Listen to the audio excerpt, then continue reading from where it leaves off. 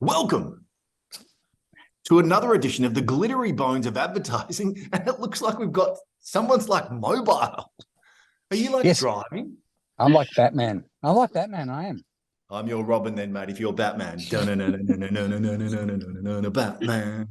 I love it. Wow. I love it. Yeah. Here I am. I just Here thought I you couldn't are. miss it.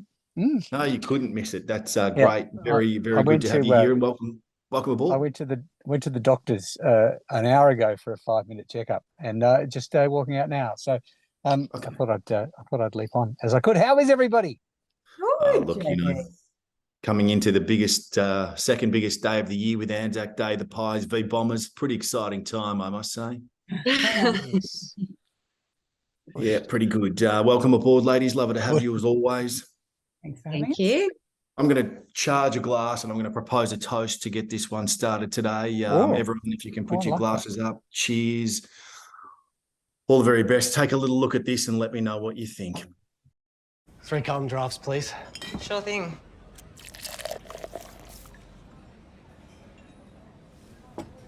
The keg's dead.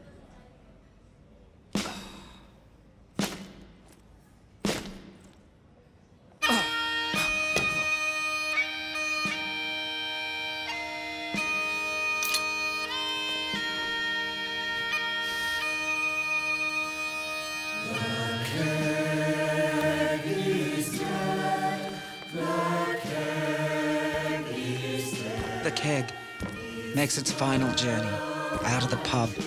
It's so adored. Do they do this every time? They do. The firing of the cannon signifies an end for this keg, but also a renewal and a salute. The keg is dead. Long live the keg.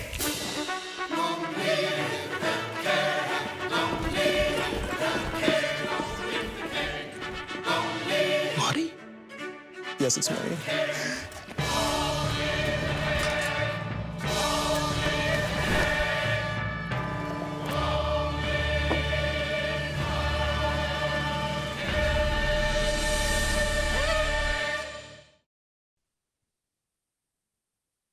Okay.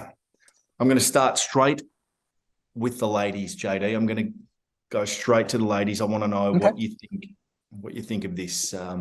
In the spirit of the Glittery Bones 2023, we're looking for good things from an ad. Good things. Good things. I have nothing but good things to say about this ad. Okay.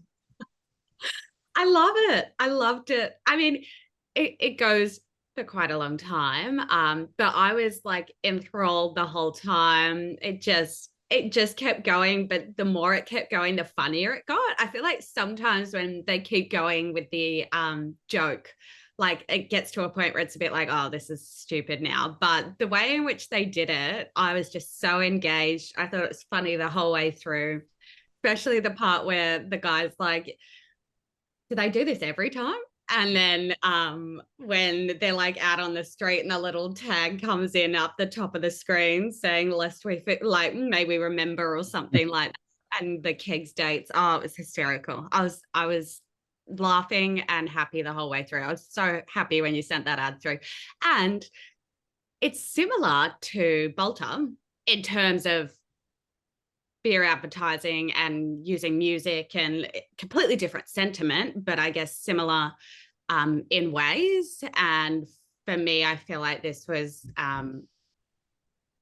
better executed and more engaging and more funny for me than the Bolter one. So hats off to them for that. Okay.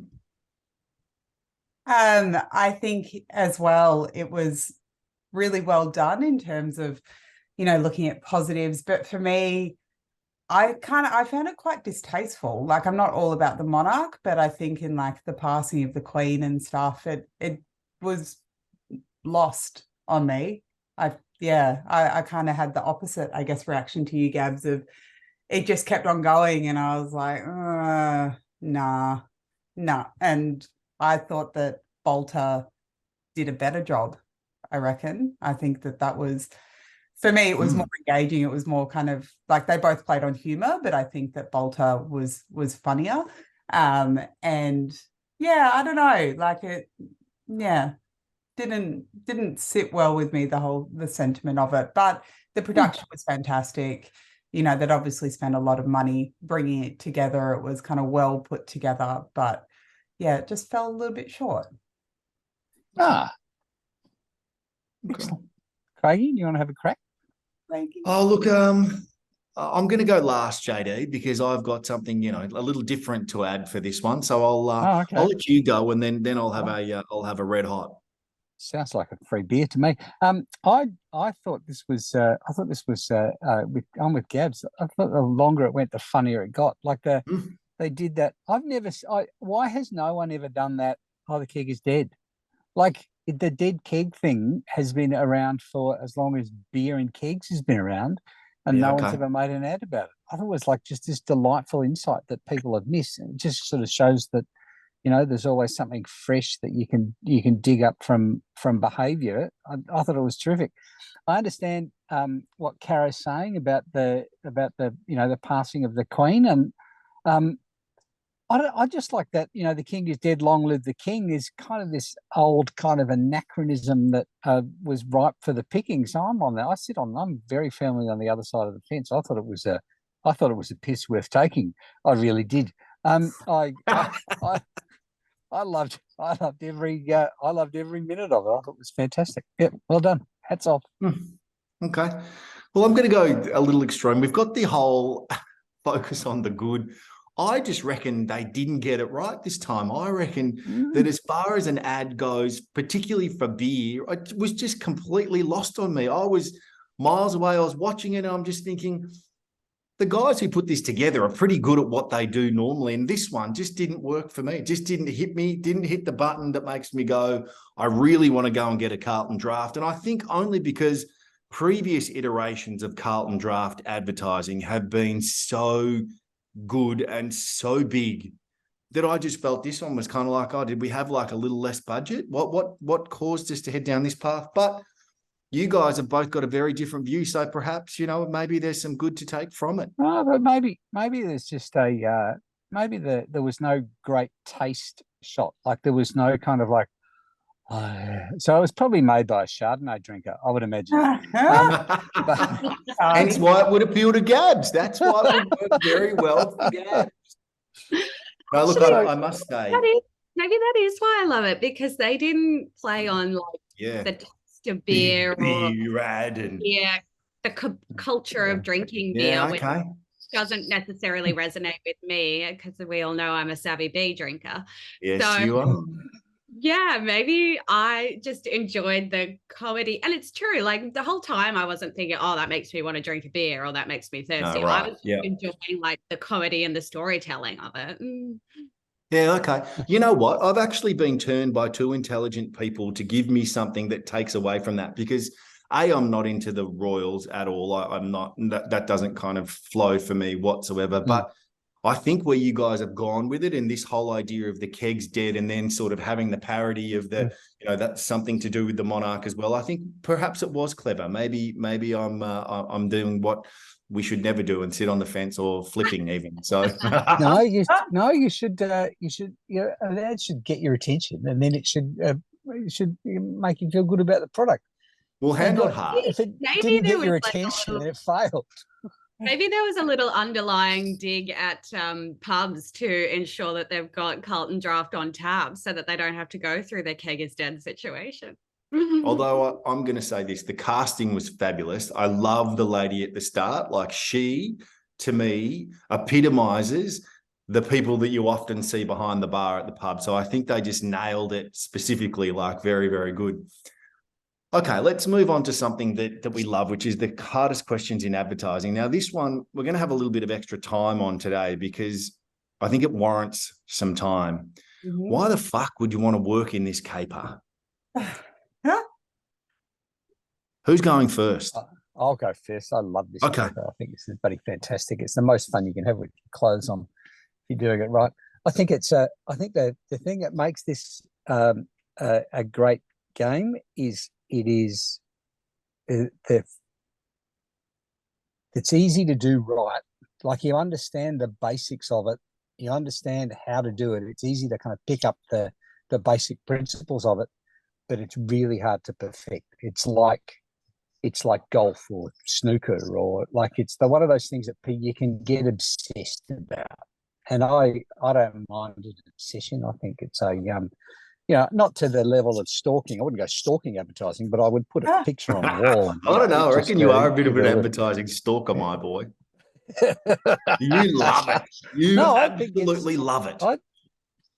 I do. Yes. I think if you can, but I come at it from a sort of a strategic and a creative perspective, and I understand that for people like account management, I think they get the short end of the stick. I think there's a lot of really good account managers who have left the business because they just get to eat a shit sandwich every day, which is bad. So I understand both sides, but I would, if you can get to do what I get to do, I fucking love it. Love it.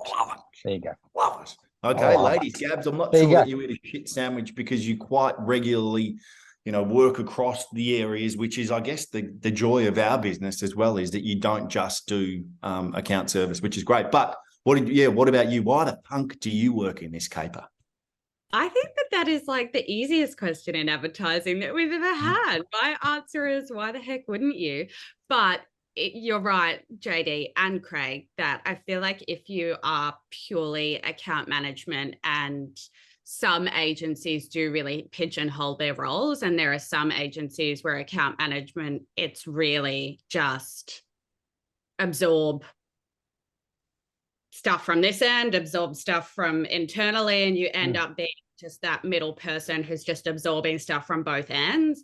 I am really fortunate that and our team is really fortunate that we're not put in that position at Red Crayon. Like, I think the thing that I love most about working in advertising is the variety. I do get to do a spreadsheet. I do get to do like the relationship, piece of account management, but I also get to come up with ideas. I get to be creative. Like, I think the dream for anyone working in advertising is you get paid to be creative, and like you get paid to have fun. In a way, like, I guess at Red Crayon, we see, ourselves as never vanilla. We like to, put crazy ideas out there and really like not limit thinking. And I think that's probably one of the biggest joys of working in advertising. There is no wrong answer. Yeah, right. That's a good point. Bertie. Why do I still do this after 15 years? Well, I guess that's like testament to why I still do it. Like, I'm still here. And it's just, like you guys are saying, it's just fun. Like, you get to do shit that not a lot of people get to do. You get to be super creative. You get to come out with these batshit crazy ideas, and the game or the fun of trying to sell that into a client, and then actually being able to create it and then being able to share that with the world is something that's so unique to our industry that, I don't really know of other industries that can do that. So it's fun. You get to work with like an array of different people. You get to work with so many different brands and so many different problems. And it's just like constant problem solving in a creative way. It's awesome. I love it. It's the question for me is, you're right, it's easy. It's not the hardest question in advertising. It's the people. Like, it's really the people. Like, I'm so fortunate to be in a position like, yesterday, Caroline and I fart-assing around on TikTok doing stuff, the world saw, the world noticed. We're very the much morning before that, I'm doing stuff with Gabs, watching her after 5 years with us, presenting to someone else in the team, just going, fuck, wow, who are these people and where have they got to? And, being able to work with you, JD, strategically and learning, like learning about the strategy that sits behind advertising. Like, it's a really fortunate position to be in when you bring together a group of people, but not only that, like people like our clients, like Leash from REA or Sonia from Driscoll's or Shell Bell Sportsbet. Like, we're just so funking fortunate, you know, to be able to work with these human beings that give us opportunities to do what you've all said, like be strategic, be creative, be clever, be outlandish. Like, I just think that's the part for me that really blows up my skirt, that makes me think I'm really blessed to do what I do every day. And I'm less involved in the day-to-day runnings and more involved in the people side of it, and probably have been for the last, I don't know, 3 or 4 years. And that's really been where I feel I've been at my absolute best, like being able to give people the opportunity to be the star and also to step away from that and to watch and enjoy and grow. And yeah, I just think for me, it's the people, and not just internally, but also the clients. Although, you know, there's definitely been clients that have been difficult over the journey as well. But yeah, I think for the most part these days, we really do get it right on working out who are the right ones we want to work with. But yeah, that's it for me. That's what I reckon. Cool. There you go. Well, there you go. Well, that, my friends, all is of us another- on the same side of the fence. Well done. Yeah, that's You'd another hate edition for one the of us Bones to be like, I Advertising. hate it. It'd be a bit awkward. Well, I reckon there'd be people that do though. Notice There period. would be people that would go, "You kidding? This caper is crazy." Like, Yeah. you know, I there'd think be it's those. it depends where you work and who you work with. Yeah, Your I work reckon. Well, family. that's basically what you just said. Yeah. Your work family means a lot, definitely. Yeah, I definitely agree. Blessed as always. Another edition of the Glittery Bones of Advertising. All of you don't go changing. We'll see you next week. Bye. See ya.